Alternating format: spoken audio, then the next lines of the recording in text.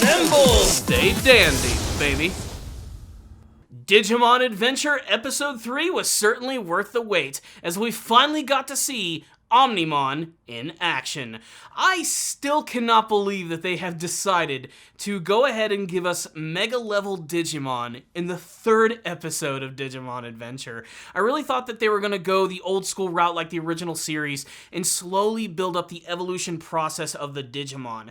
As it is, the current storytelling that they're doing in this brand new adaptation is they're sort of breaking all the rules, subverting all the expectations, and making sure to not repeat or retread through any of the parts from the previous Digimon adaptation.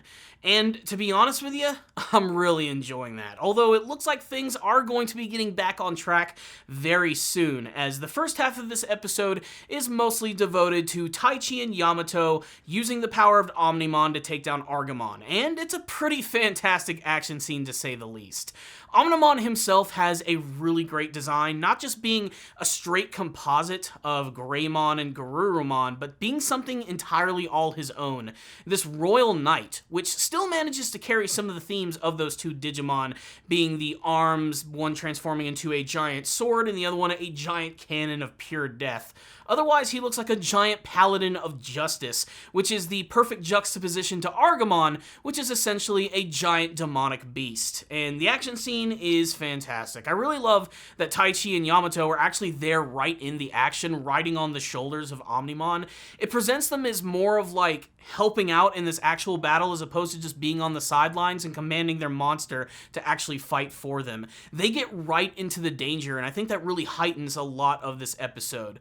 That and the fact that, frankly, it just looked cool. I mean, really, that's been one of the best things about this brand new adaptation of Digimon Adventure is how everything just looks so much better while still retaining that, like, 90s design. That's what made this episode so incredibly thrilling. And it may not come as a shock, but Omnimon just completely destroys Argomon with all of its signature abilities, even going to the point where Argomon just goes insane, summoning all of these creepy eyeballs over this massive spherical arena, only for Omnimon to destroy all of it with one massive attack from his sword. It's really satisfying and incredibly stylistic. It's the type of thing you don't expect to see from the third episode of a long-running series. They truly are upping the ante here.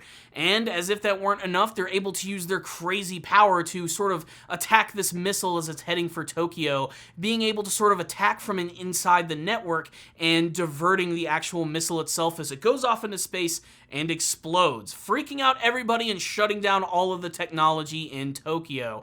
And I'm sure all those people who are completely obsessed with their cell phones are probably shitting their pants. And for the most part, everything sort of goes back to normal, and we sort of go back to the first episode of the series, with Taichi meeting Koshiro and preparing to go to camp, and we even get to delve a little bit more into Yamato's relationship with his brother, which was hinted at in a previous episode, but here it's sort of getting back to the fact that he is living in a separated family and he's not really close to his brother, but eventually they will see each other, and then things start to get really normal again. This is where everything starts to feel kind of like classic Digimon, where we actually go to camp. However, again, they managed to subvert my expectations. I felt like, oh yeah, this is the moment where we're finally going to go to the digital world, and they even managed to reintroduce some of those classic characters yet again, with Taichi and Koshiro going to camp and being introduced to Sora, the cool girl of the camp, who again looks very much like her old character design, except now she's wearing a visor hat as opposed to that goofy helmet that she had in the 90s version. I have a feeling she'll probably go back to her classic design at some point,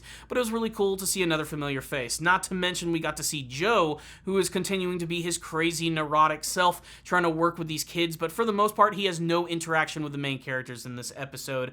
And really, it's just sort of Taichi and Koshiro sort of lamenting and talking about all of the crazy things that were going on and how the US government was covering up the entire event with the missile and how they weren't given any sort of credit for the job.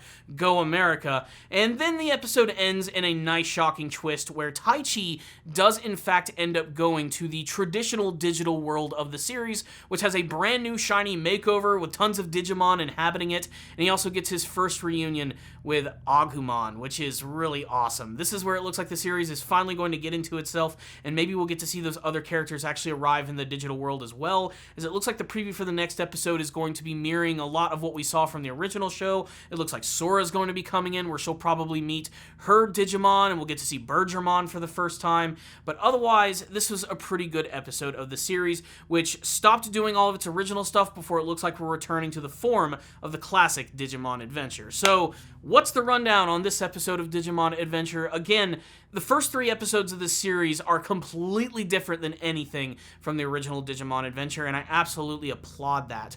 I really hope going forward we're going to continue to see a lot more original material in terms of the actual storyline that they're actually trying to bring, and it looks like they're already sort of planting the seeds for a lot of that in this episode, and not just in the whole Omnimon versus Argomon battle, but just the fact that there seems to be some sort of evil, malicious virus-like Digimon, whether it be Argomon or something related to it, or something being controlled by another evil Digimon force that is slowly trying to infect the real world, but the reasoning behind that is still a complete mystery, and this could end up being one of the greatest hooks of this brand new adaptation of Digimon Adventure. It's got me really excited to see what they're actually going to do and trying to do something a little different, but for now it looks like we might even be getting back to sort of the tried and true story of the original Digimon Adventure, of these kids being trapped in the digital world, or maybe even possibility of them being able to leave and go back to the digital world, completely changing the entire concept of Digimon Adventure overall.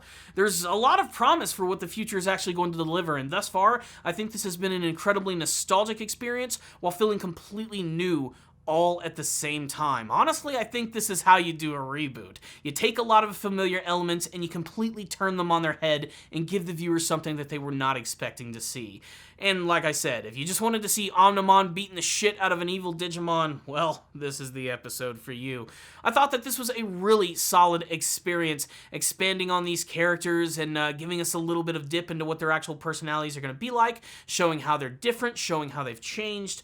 Really, this is how you do a reboot. I thought this was a fantastic episode with a great opening action scene and a really great cliffhanger ending, which is why I'm going to give the episode a 4 out of 5. I am going to knock it down because while the series does look pretty good, there are still a few scenes that look a little sloppy in places. Sometimes the characters are completely off model at times, and you know, this is going to be a long-running weekly anime series, so I expect there to be some anime mistakes. But for the most part, 4 out of 5, that's a pretty fantastic episode, which you should check out, especially if you're a fan of the original Digimon anime.